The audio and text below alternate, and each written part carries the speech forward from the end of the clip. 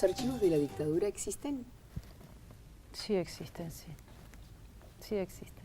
Yo nunca entendí por qué existen, por qué no fueron, digamos, desaparecidos, por qué no los quemaron, por qué Bueno, no los... se ha dicho, sí, que los han prendido fuego y que los han quemado. No creo para nada de eso. ¿Ha tenido prueba? ¿Ha estado cerca de ellos? He tenido gente que lo ha afirmado, de que realmente existen. Y yo creo en esas personas. ¿Militares? Sí. ¿De qué existen? Sí, sí. ¿No los conservan, digamos? ¿Cómo para qué? Los conservan porque es una manera también de mantener el silencio, ¿no? Acá se involucró... esa parte, no entiendo eso. Acá los militares se involucraron o pretendieron involucrar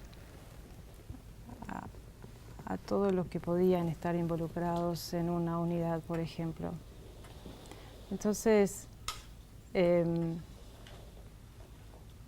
cuando uno pregunta en las investigaciones acerca de, bueno, responsabilidades o actuaciones de uno u otro, lo que generalmente ocurre es que dicen, bueno, el responsable de todo es fulano.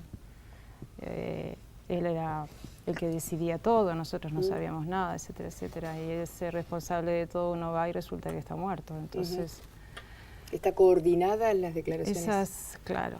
Pero además no es una cosa que ocurre en Uruguay, también en Argentina ocurre de esa misma manera, en otros países también, eso de echarle la culpa al muerto. Que los archivos podrían estar actuando desde hace 40, no sé cuántos años tendrían. Los archivos, a 40 años del golpe de Estado, ¿no? Sí, justamente. Esta semana.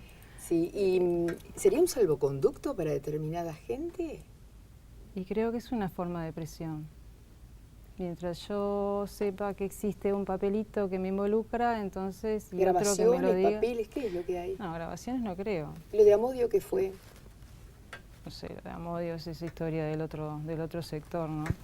Lo de Amodio... ¿Cómo del otro sector?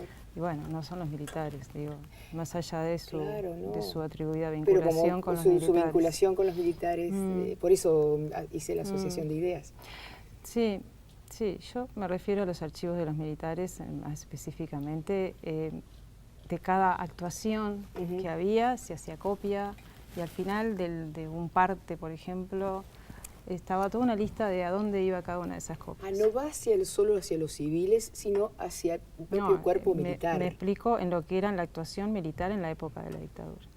Tiene maniatado... Las cosas se relataba o se informaba, digamos, al buen jerarca de la unidad o un jerarca mayor, pero a su vez se mandaban copias de lo que se informaba a otros lugares. Pero si usted supo algo de eso, doctora, debe haber sido por gente que ya no está más en el ejército.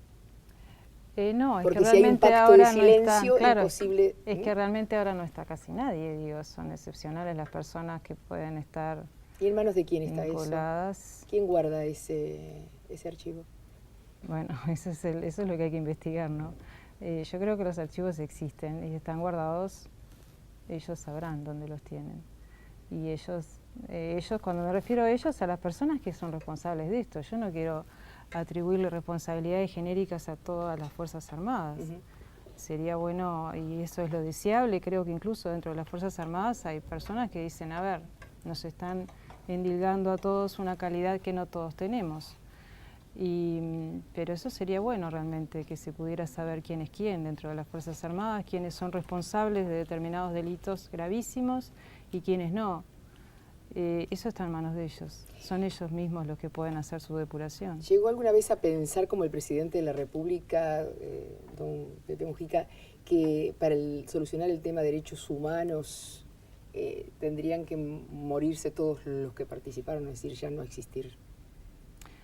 No, porque los hechos trascienden a las víctimas y a los victimarios. Los hechos ya constituyen una parte de la sociedad, es una historia que modificó esta sociedad y que la sociedad tiene derecho a saber qué fue lo que pasó con sus integrantes, tanto los que lo hicieron como los que lo sufrieron. Entonces no termina con la muerte mientras no se sepa efectivamente qué ocurrió. Digo, España es un claro ejemplo. Son hechos que pasaron hace mucho más tiempo. Los, digamos, más directos vinculados han muerto y sin embargo se sigue buscando a ver qué fue lo que pasó, porque tienen que sanarse. Y, o sea, pero mire cómo le fue al juez Garzón. Que bueno, pasa en otras tierras y pasan en estas, ¿no? La desaparición forzada sigue siendo desaparición forzada mientras La desaparición forzada es un delito permanente. Pero no en este momento para el Uruguay. No. El Uruguay lo interpretará como lo interpreta particularmente, pero bueno, no el Uruguay, sino algunos jueces o algunas opiniones. Pero la desaparición forzada es un delito permanente que se continúa. Pero se han archivado algunas causas, doctora. Se han archivado, se han sí. archivado. Creo que no son de desapariciones, pero de todos pero modos sí se han archivado. Eso es lo que ha preocupado justamente a la... ¿La impunidad entonces sigue, doctora? En la medida que no se investiga. ¿Y el revanchismo existe? No. ¿Nunca actuó por revanchismo? No. Todas las personas que yo recibí declaración, ninguna pretendía eso. Pretendían saber qué era lo que había pasado, saber dónde está su familiar, saber qué fue lo que pasó, por qué murió fulano o mengano. Saber. Es el derecho de toda víctima de saber la verdad.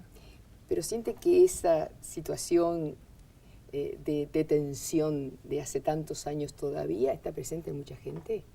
¿Cuál fue el momento más tenso que vivió usted donde tuvo que reunir a los unos y a los otros, es decir, a los indagados, militares? Las veces que los reuní fue obviamente con voluntad de las víctimas, ¿no? Y fueron careos solicitados por las víctimas. Son momentos de mucha tensión. Porque ¿Qué hay? ¿Hay odio? ¿Qué hay? No sé si hay odio. Creo que por lo menos del lado de las víctimas yo no lo viví así. ¿Del lado militar? Del lado militar es variable. Hay militares que entienden la situación y hay otros que siguen pensando exactamente igual que antes. Pero bueno, vamos, tienen derecho cada uno a pensar como corresponde. No es una censura al pensamiento ni a la ideología, para nada. Simplemente, bueno, veamos qué es lo que pasó. Pongamos las cartas sobre la mesa y qué hizo cada uno y por qué lo hizo. Y en definitiva al juez lo que le importa es llegar a establecer cómo sucedieron los hechos. Tengo un minuto, ¿verdad? En ese minuto, ¿por qué la puerta del Herclas y su aparición fue tan importante? La puerta era uno de los elementos que se manejaba, una de las hipótesis de la caída del avión. Hay varias hipótesis y por eso nos importaba muchísimo. La puerta no cerraba. La puerta no cerraba bien. La puerta no cerraba bien, pero había una cantidad de situaciones irregulares en esos aviones. En ese avión también. ¿Solo por sus condiciones anómalas, anormales, por las cuales volaba o por lo que transportaba? No sé lo que transportaba. Yo tengo el informe oficial de lo que transportaba, que era documentación variada, oficial y privada, porque era un servicio de DHL. Pero en realidad la irregularidad del mantenimiento se ha informado incluso. La puerta, como digo, era uno de los elementos, pero debía haber muchísimos más elementos. 2/3 del avión siguen bajo el agua y era interesante e importante sacarlos, analizarlos para poder llegar realmente a determinar qué fue lo que pasó. En estos días ha habido varias denuncias de violación del espacio marítimo donde están los restos. En las investigaciones que se llevan a cabo en otros países se aísla la zona y se saca hasta la última pieza. Luego se analiza y luego se llegan a las conclusiones. Ha sido más que un gusto estar con usted. Muchas gracias. Gracias por acompañarme en este 1 por 1 en su número 1. Mucha suerte. Gracias. Muchos éxitos. Para usted también. Gracias. Por la verdad y la justicia. Hasta el miércoles a las 21 horas en vivo, como siempre, en Verbe TV.